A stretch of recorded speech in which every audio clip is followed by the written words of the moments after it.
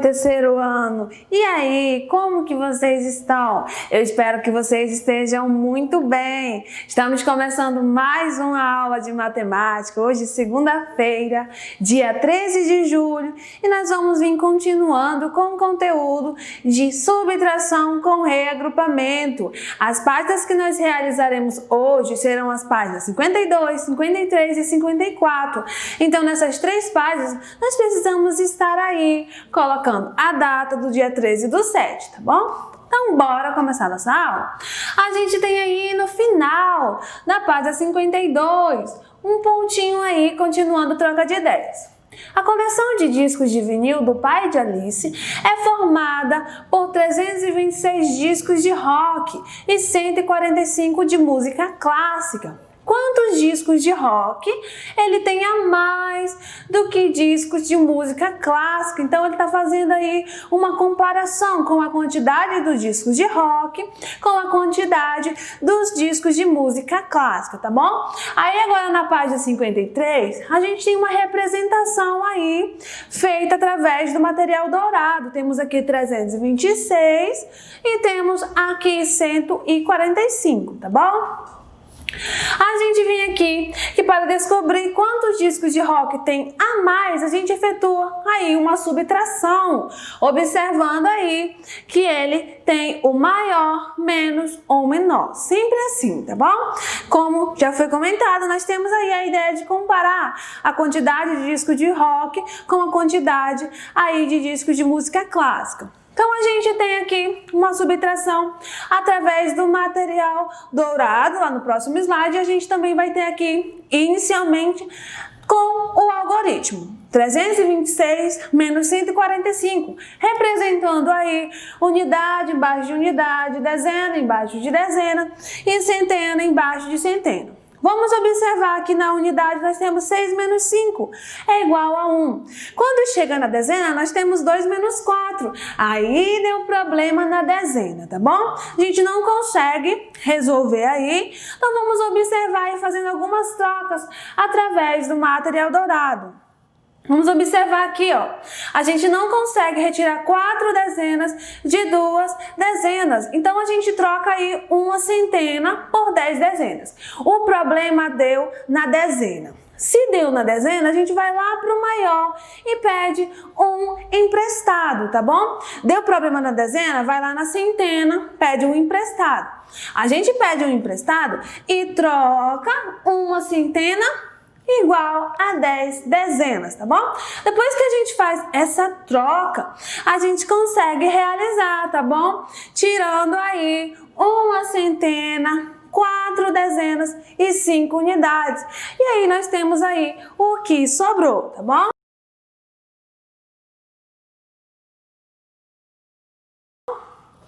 Aí a gente vai ter no algoritmo. No algoritmo continuou aí, o 6 menos 5 a gente tem, que é 1. Aí, lembra que a gente deu problema na dezena? A gente foi para onde pedir emprestado? Para a centena, sempre para o maior. Deu problema na dezena, a gente vai para a centena, pede um emprestado. Se tinha 3 na centena, pediu um emprestado, ficou 2. E esse uma centena que eu pedi emprestado, ele vai como 10 dezenas. Nós tinha 2, aqui na dezena, eu peguei 10 dezenas, ficou 12. Agora nós conseguimos realizar, aonde nós temos 12 menos 4, que é igual a 8. E nós vamos ter aí o 2 menos 1, que é igual a 1. Conseguimos realizar, tá bom? Então aí a gente vai visualizar que tem 181 discos de rock a mais do que o de música clássica, tá bom?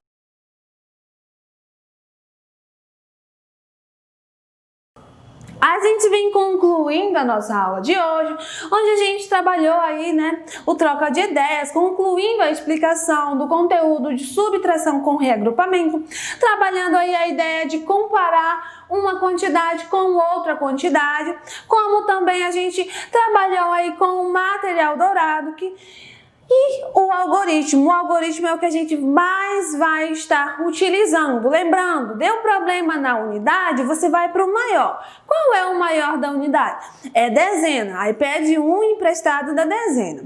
Já se deu problema na dezena, você vai para o maior da dezena. Qual é o maior do que a dezena?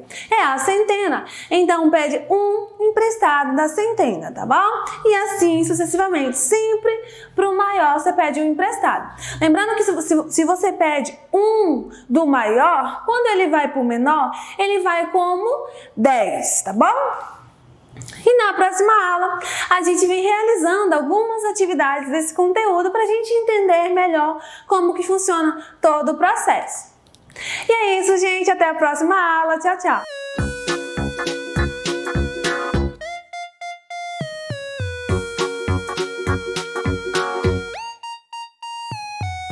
E aí, galera, beleza? Vamos fazer aqui o alongamento como sempre, tá? Contando até 10. Fecha a perna e vai.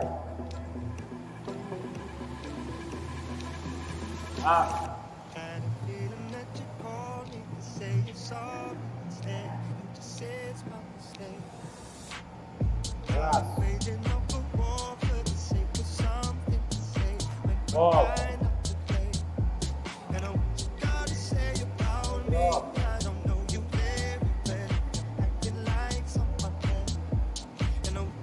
Aí faz uma segurinha.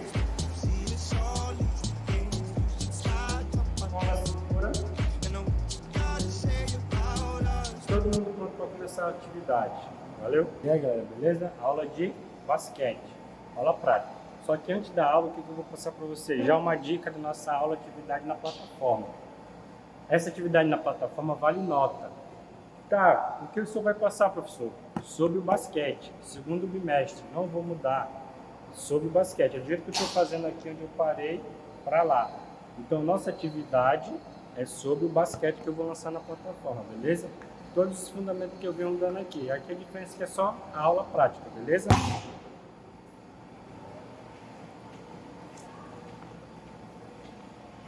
Garrafão do basquete o arremesso. Certo? Nessa linha aqui, ó. Já aqui é a movimentação. Direita, esquerda, direita, esquerda, direita, esquerda. Aqui eu vou trabalhar o passe. Ó. Certo? Estou no jogo, eu posso fazer o quê? Vou ficar, ó, direita, esquerda. E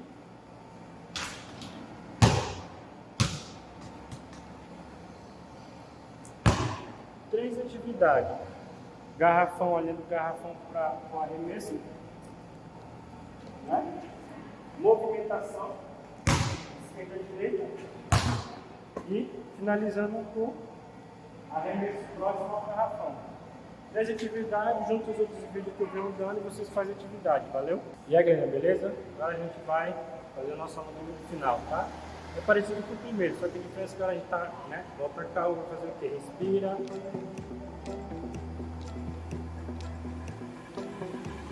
Respirou, vai devagarzinho.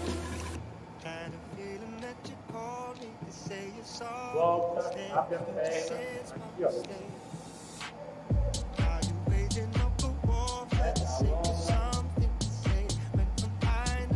Certo? Isso aí, valeu. Até a próxima aula.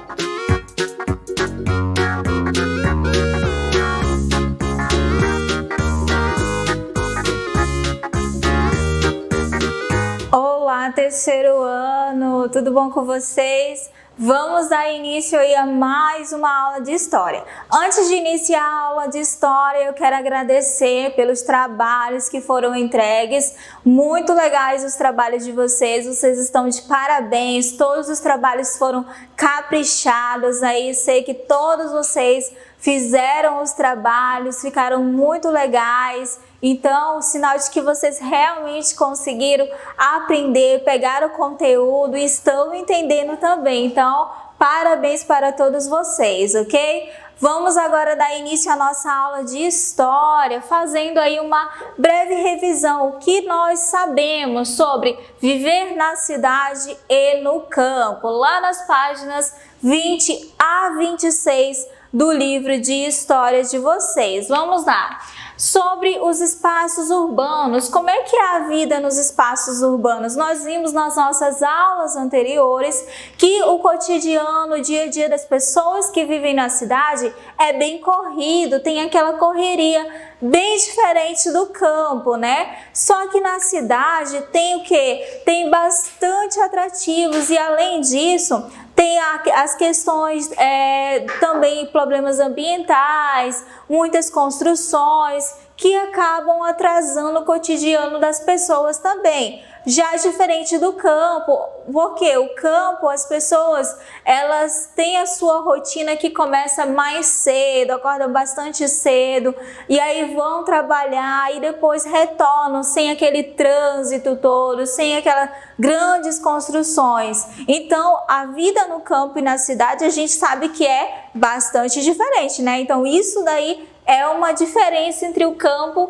e a cidade. Olha só. Uma coisa igual, o que acontece no campo que também acontece na cidade?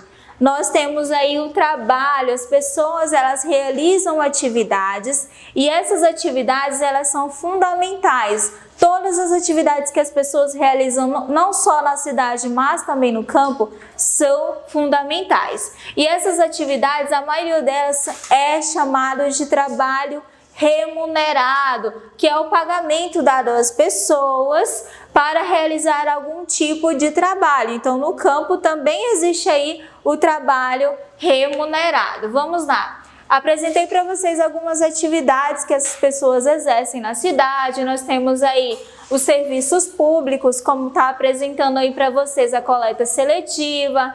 Nós temos na área da saúde, né, os médicos atendendo as pessoas. No comércio também, os mercados, supermercados. Nós temos as indústrias também. As indústrias, a maioria delas se concentram nas cidades, no meio urbano. Essas indústrias, elas produzem e aí os alimentos, os brinquedos e aí vão repassar para o comércio. Então, é um tipo de serviços muito agitados no dia a dia das pessoas, não é verdade? O trabalho nas cidades no passado. No passado, as pessoas elas tinham as mesmas funções que hoje. Bom, se a gente pensar, a maioria das funções ainda permanece, mas outras não permanecem. Como foi um exemplo que nós vimos aqui, né, da telefonista. Lembra que eu falei para vocês que antigamente para as pessoas ligarem para outros, eu quero ligar para um parente que mora em outra cidade. Eu tinha que ligar primeiro para essa telefonista e a telefonista ligava para o parente que estava lá e aí depois era repassada a ligação, ou seja, era uma coisa muito longa e muito demorada também. Hoje não, hoje a gente tem uma tecnologia mais avançada. Novas formas de trabalho. Como é que funciona aí essas novas formas de trabalho, de serviços? As transformações nas áreas da informática, robótica, comunicação resultaram no surgimento de outras funções, de outras profissões. A tecnologia ela também alterou o modo de como algumas pessoas trabalham, diferentemente do passado. O lazer nas cidades, como é que funciona aí a questão do cotidiano das pessoas? Eu trabalho a semana toda, sábado e domingo eu quero descansar. O que essas pessoas fazem para ter um lazer, para brincar, para relaxar? Além do trabalho, né, além do lazer, também fazem parte da vida das pessoas. Geralmente essas atividades de lazer ocorrem depois do trabalho ou das aulas nos finais de semana, nos feriados e nas férias. Então as pessoas vão para a praça, para o parque, para o shopping. São algumas atividades de lazer que as pessoas têm, diferentemente do campo também, né? Não é igual também do campo. As atividades de lazer é diferenciada.